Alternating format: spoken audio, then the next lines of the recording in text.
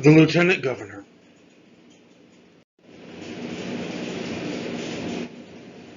The Lieutenant Governor, as you can see in this chart, is technically a member of the executive branch of government, not the legislative.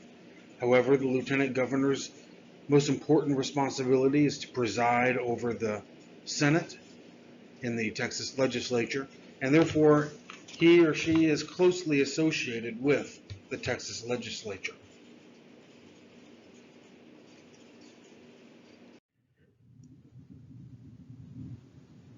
The Lieutenant Governor is the second highest executive office in the United States. It is the second most powerful post in Texas government because its occupant controls the work of the Texas Senate and controls the budgeting process as a leader of the Legislative Budget Board. Dan Patrick has been the Lieutenant Governor of Texas since January 20, 2015. The qualifications for Lieutenant Governor are the following. The Texas Constitution establishes the same qualifications as those of the governor. The Lieutenant Governor must be at least 30 years old, a resident of Texas for at least 5 years, and a United States citizen.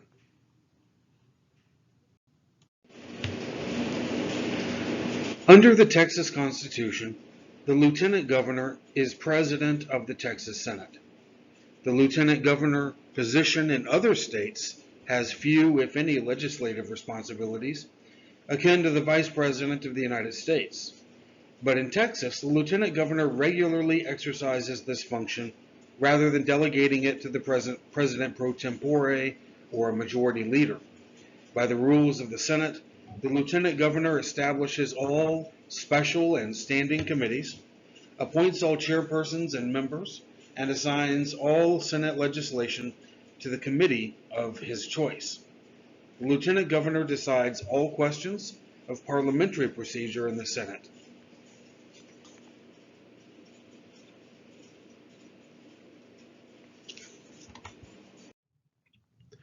The Lieutenant Governor is a member of several statutory bodies, including the Legislative Budget Board, the Legislative Council, the Legislative Audit Committee, and the Legislative Redistricting Board, which adopts a redistricting plan for the Texas House of Representatives, the Texas Senate, or the U.S. House of Representatives after the census, if the legislature fails to do so.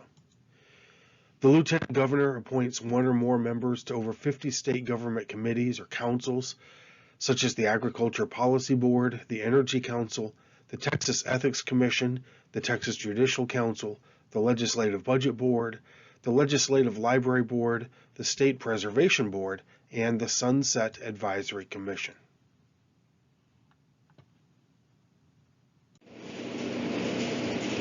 The Lieutenant Governor is compensated in the amount and manner of a legislator rather than a state executive officer. Created by constitutional amendment, the Texas State Ethics Commission sets the Lieutenant Governor's per diem and may recommend a higher salary than other state senators and the amounts prescribed by law. In 2020, the Lieutenant Governor received a salary of $7,200, according to the Council of State Governments.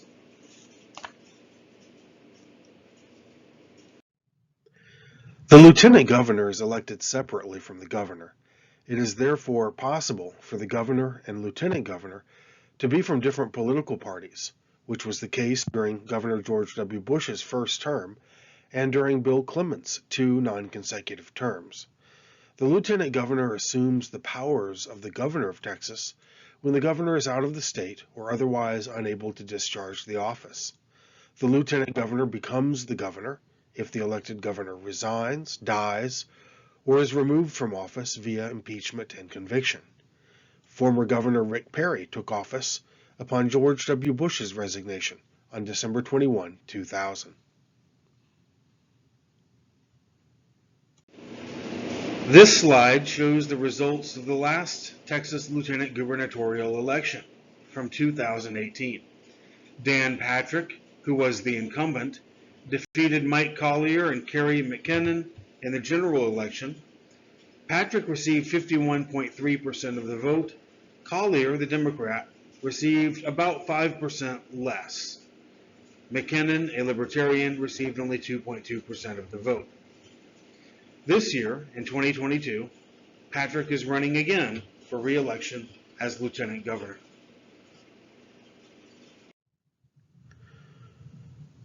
Some notable Lieutenant Governors. First, William P. Hobby, Jr. Hobby served a record 18 years as the 37th Lieutenant Governor of Texas. He held office from January 16, 1973 to January 15, 1991 for an unprecedented 5 terms. Some highlights of Hobby's years as Lieutenant Governor include the following: zero-based budgeting, which required agencies to justify their budgets regardless of previous budget levels. Also, a requirement that the fiscal impact of bills be determined and reported to the legislature in advance of passage. Lieutenant Governor Hobby was responsible for a health care plan for the indigent or the poor, a school finance bill in 1984 that redistributed state funds among the state school districts, a requirement that teachers or those who wanted to be teachers be tested, and a no pass, no play rule, a controversial rule in the 80s that said that athletes had to pass their classes in order to play sports. Bob Bullock was another notable lieutenant governor. He was lieutenant governor from 1991 to 1999. Before that, he had been the state controller from 1975 to 1991 and secretary of state from 1971 to 1973. So for many, many years, Bob Bullock was an important person in Texas politics. As lieutenant governor, some of Bullock's highlights include the following: a constitutional amendment requiring voter approval to enact a state personal income tax and requiring that the money be earmarked for education if voters approved the tax. He also overhauled ethics laws for state government and created the Texas Performance Review for the state controller to analyze spending at state agencies and recommend cost-saving alternatives. He helped consolidate all environmental agencies into one department and sought a legislative solution to get Texas out of federal court lawsuits involving prisons and mental health. Rick Perry is another notable lieutenant governor. He was only lieutenant governor for a short time, but he is interesting for other reasons. He was elected to the Texas House of Representatives in 1984 as a Democrat, but switched to the Republican Party in 1989, making him one of many Democrats in Texas in the 1970s and 1980s who switched parties from the Democrats to the Republicans. He was the first Republican since Albert Jennings Fountain in 1873 to serve as lieutenant governor, and the first Republican to be elected as lieutenant governor since James W. Flanagan in 1869. He became governor on December 21, 2000, when George Bush accepted the presidency.